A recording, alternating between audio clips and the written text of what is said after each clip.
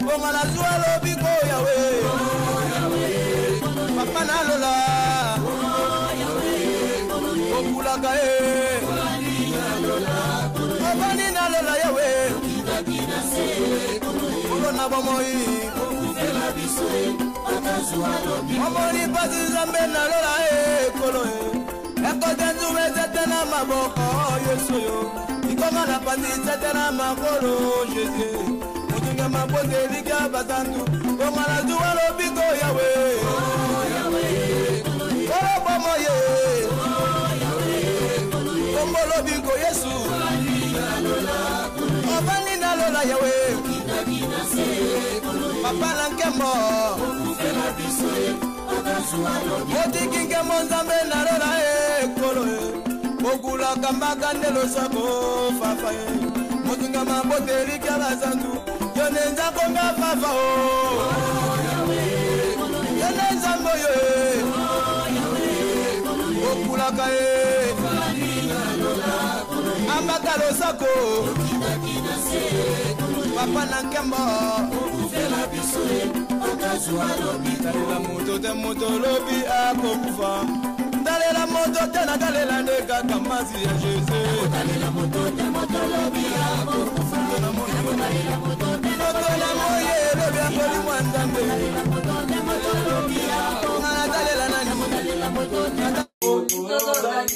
Deko nanga yo zangi bodo bisoto zangi bodo Olima ya zuri kolo na yo bisoto zangi bodo Apeta ki bomo ina bisoto zangi bodo Omana yo tozu alobi bisoto zangi bodo Dala boli mwana ngombe kulu bisoto zangi bodo Dala boli mwana na zangi bisoto zangi bodo Yone kopeti ye moko bisoto zangi bodo Zangi bolingo zangi lobi bisoto zangi bolingo Oya bakole mezali Kobosana ka Yesu te Ola mezali Kobosana ka Yesu te Oma toki to kolala koloya Kobosana ka Yesu te Oma toki to wakuva koloya Kobosana ka Yesu te Oda kukola moziko monayo Kobosana ka Yesu te Tala ngonga ya moya kolana yo Kobosana ka Yesu te Oma tika kakomola kamaranga Kobosana ka Yesu te Oma tika kakosalela maseyo Kobosana ka Yesu te Oda ngombe mona tena moyo Kobosana ka Yesu te Ola litaka perere yo kambare Kobosana ka Yesu te Ndena mukiri kuya mama Kobosana ka Yesu te Oya ngombe mona tena moyo Kobosana ka Yesu te Ola kwaya jengole tena moyo Kobosana ka Yesu te Yana loki obosana maseyo Kobosana ka Yesu te Yemo keri la nyoto mokonda miye Kobosana ka Yesu te Kobosana ka Yesu te Kobosana ka Yesu te Kobosana ka Yesu Kobosana ka Yesu Kobosana ka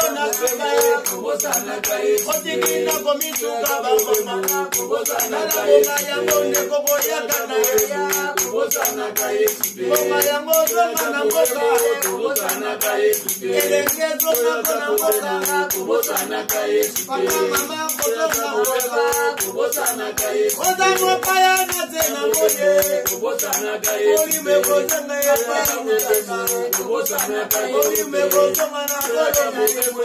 Kobosana ka Yesu Kobosana ka Yesu Kobosana ka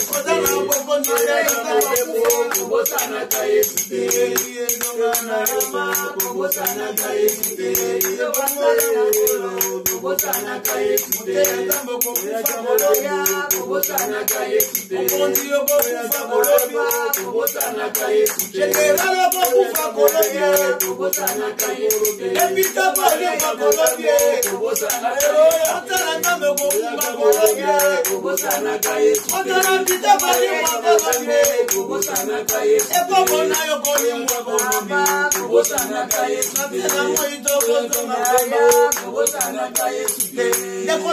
Bien-aimé, il y a le temps de la naissance, il y a le temps de la mort. C'est là-dessus qu'il y a mon problème. Chaque chose a son temps. Amen. Amen. Il y a le temps de la joie et le temps de la tristesse. Le temps de la semence et le temps de récolter. Je commence à 3. Il y a un temps pour tout. Un temps pour toute chose sous ces cieux. Un temps pour naître, un temps pour mourir, un temps pour planter, un temps pour arracher ce qui a été planté. Ah! La deuxième, il dit, maintenant, tant que tu es encore en vie, qu'est-ce que tu es en train de s'aimer? Et tu es en train de s'aimer dans la chair ou tu s'aimes en esprit? On a vu deux choses qui se suivent. Motote azali na bokonzi likolo na molimo. Ecclésiaste 3 nazona keza. Tango na koboma pe tango na kobikisa. Papa kuna te tokela 3 mama. 3-1. Tango ezali pona eloko na eloko. Ah, pesa pona likambo na likambo. Voilà. Na se na moi. Na se na moi. Tango na koboma pe tango na kokufa. 3-1 mama, 3-1. Tango ezali pona eloko na eloko. Pesa pona likambo na se na moi. Tango na koboma. Tango na kobotama. Tango na kobotama. Tango na kobotama pe tango na kokufa. Oui, na utama bomebani ebeli kuna ndenge. Amen. Amen. Tango na kobotama. Un temps pour naître et un temps pour mourir. Quand est-ce que tu dois mourir? Et à quel moment tu étais né? À minute combien? À quelle minute exacte? C'était quelle minute?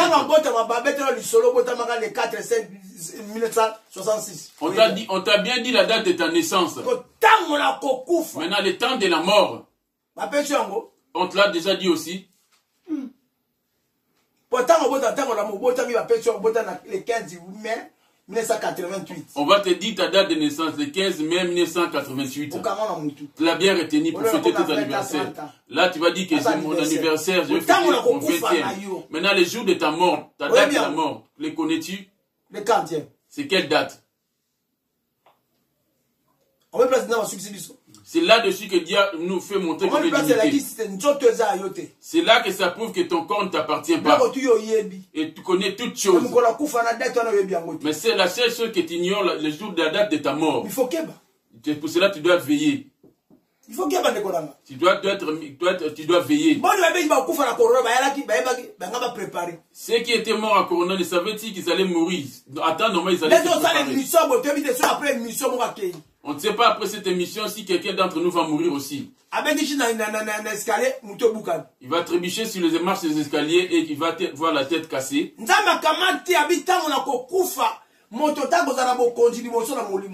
Dieu a bien dit, personne n'a le pouvoir pour retenir son souffle de vie le jour de la mort. On va prendre la deuxième chose.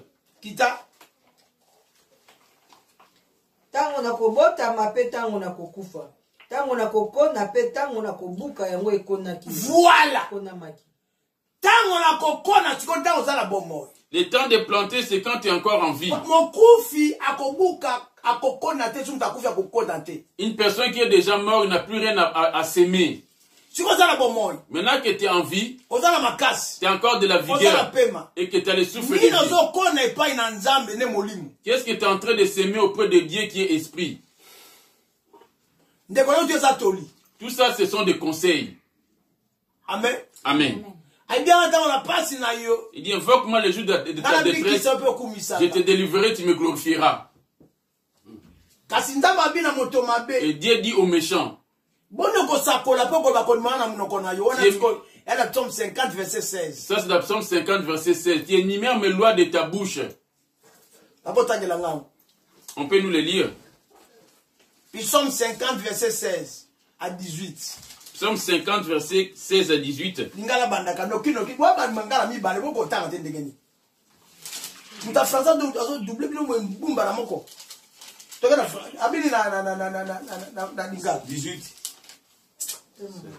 16. Kasi nzambe alobeli moto mabe te. Kasi nzambe alobeli moto mabe te. Boni okosakola maloba mabe pe okoloba. Monoko mabe, boni okosakola maloba na ngai na monoko na yo. Mabe eza wana te. Kasi nzambe alobeli moto mabe te.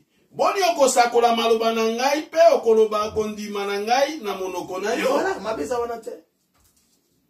Boite. Amen. Je vous suis de près. Je ne peux pas lire la parole de Dieu en commettant une erreur. Je ne vais pas laisser passer. C'est un péché. Tu as rajouté.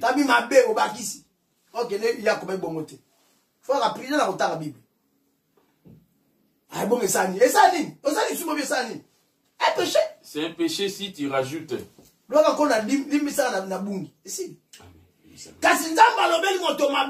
Et Dieu dit aux méchants, quoi donc que tu énumères mes lois, tu te glorifies que moi je prie Dieu, tu te prétends dire que je suis enfant de Dieu,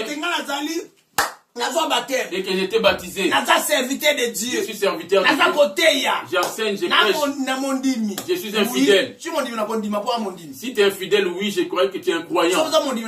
Si tu me dis que tu es un croyant, je te dis oui. Quand l'église t'enseigne, abandonne l'impudicité, tu dis oui. Quand tu vas dehors, l'impudicité se présente, tu vas dire oui. Là, je te dis oui, tu es un croyant. Il y a plusieurs croyants. Il y a plusieurs sorciers aussi dans les églises.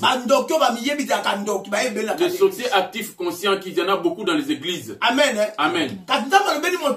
Mais Dieu dit aux méchants, entre toi et moi, qui est méchant? C'est là-dessus qu'on va commencer. Entre toi et moi, qui est méchant? Il va un peu plus dans 15. Invoque-moi le jour de ta détresse. Je te délivrerai et tu me glorifieras. Après avoir eu à t'appeler, après ta délivrance, tu as venu chercher juste la délivrance.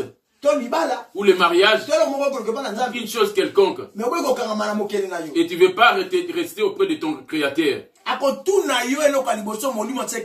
La première des choses qui va te demander, l'esprit qu'il a établi en toi. J'arrive, je ne suis pas encore là-bas. 50 abini maman. Papa est pas 50. Puis somme 50, 15. Bien na mokolo na pasi pena na kobikisa yo. Peyo pokumisa ngai. Amen français. Invoque-moi au jour de la détresse, je te délivrerai et tu me glorifieras. Dieu est amour, vous l'avez entendu.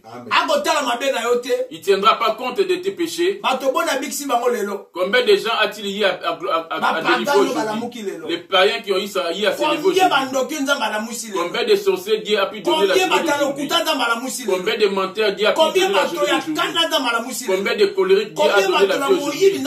Combien de voleurs Dieu a donné la vie aujourd'hui? Combien de maîtresses Dieu a donné la vie aujourd'hui? Combien de pédés Dieu a levé la journée?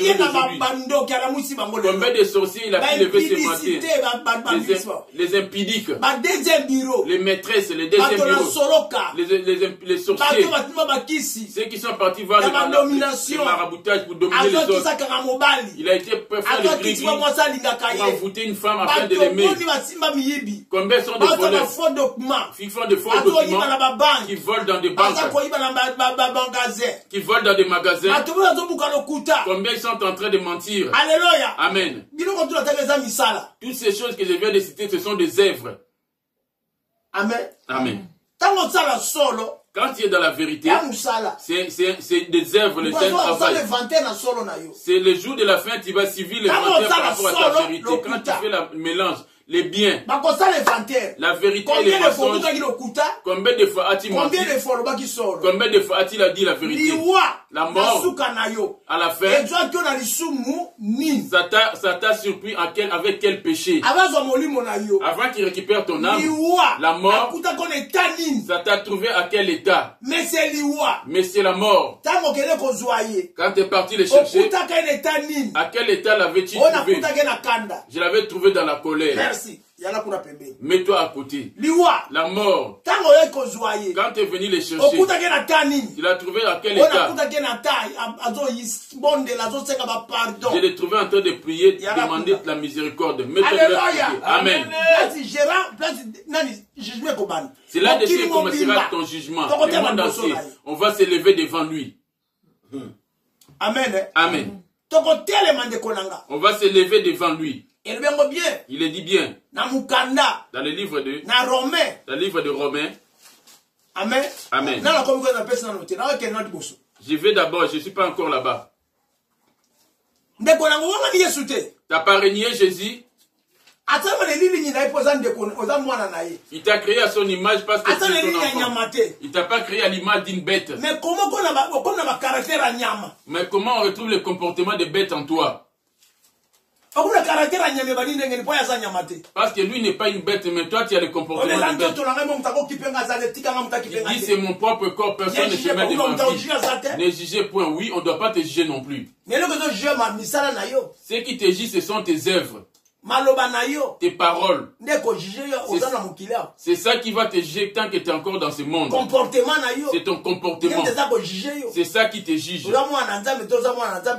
Tu es enfant de Dieu ou tu n'es pas enfant de Dieu. Tu n'es croyant ou tu n'es pas chrétien. Tu n'es pas chrétien. Amen. Tout le monde se fait appeler enfant de Dieu. C'est vrai aussi. On a tous prié à son image. On a été créés tous à son image. Est-ce que nous marchons dans la conformité de sa parole? Marcher avec sa parole. C'est ça qui donne le pouvoir d'être appelé enfant de Dieu. Amen. Amen. Yes. Il est temps de planter et temps d'arracher. Amen. Amen. Qu'est-ce que tu es en train de planter parce qu'à la fin tu vas arracher? Dans Romains 8:8 il dit.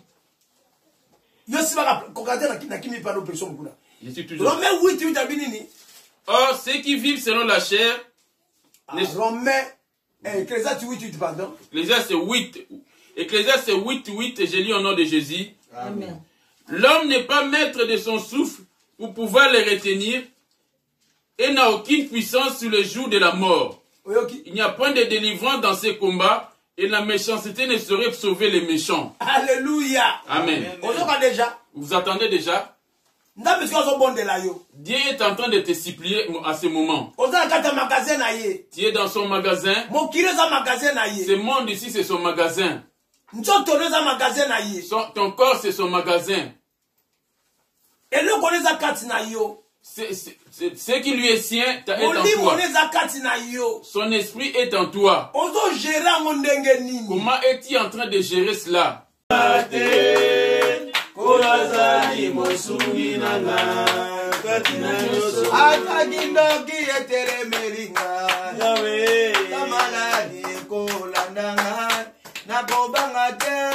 Yesu azali Zambe nalola Yawe sunganga Papa ya bana Yawe sunganga Edika basantu Yawe sunganga Nakubanga te Nakolenga te Nakubanga te Yesu azali Mosunginanga Katina nyoso Ibangalanga yasika Ezana kombo na Yesu Masia Ezana embo na molimo na ye Na kobaka ya ngote Ibangalanga yasika Ezana kombo na Yesu Masia Ezana embo na molimo na ye Na kobaka ya ngote Abikisami kumisa Yesu Abikisami nango ya naye Nazalaki na pasi mingi Abikisami kumisa mokozi Yesu azali na mapamboli mingi mbele na esengo na ye na motema Yesu azali na mapamboli mingi mbele na esengo na ye na motema Mabanga ezali lokola nzoli oleka Yesu elengi mingi Yesu ezali lokola nzoli yembela ye kumisa ye bato nyonso kumisa mokonzi mwana Nzambe Yesu azali na mapamboli mingi be na esengo na ye na motema Yahweh kumama Yahweh nanga kumama jete Yahweh kumama sio Yahweh kumama Kobiko na bato motunga bamota kumama Nzambe na lola papa na bana kumama Yahweh kumama Yahweh kumama Deno sambene kulu tunajua lobiko kumama Nazanga lobiko na kombo na Yesu kumama Yahweh kumama Yahweh kumama Dalaga mokufi nazua lobiko kumama Nazanga lobiko na kombo na Yesu kumama Yahweh kumama Yahweh kumama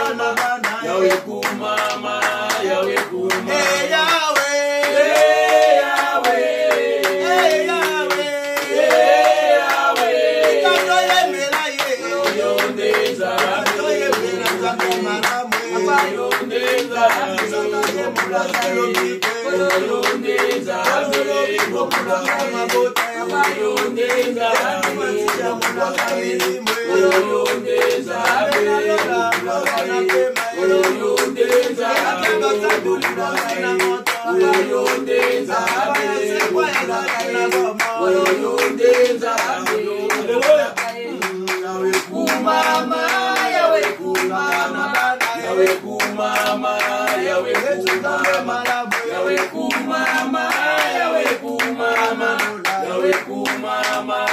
Yahweh kumama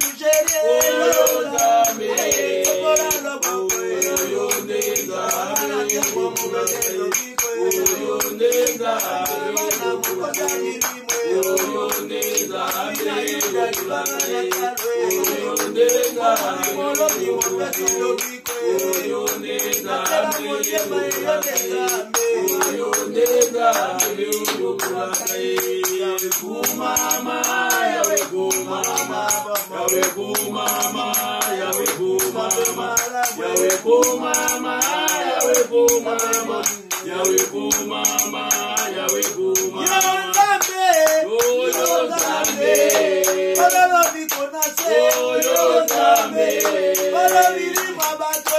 Yo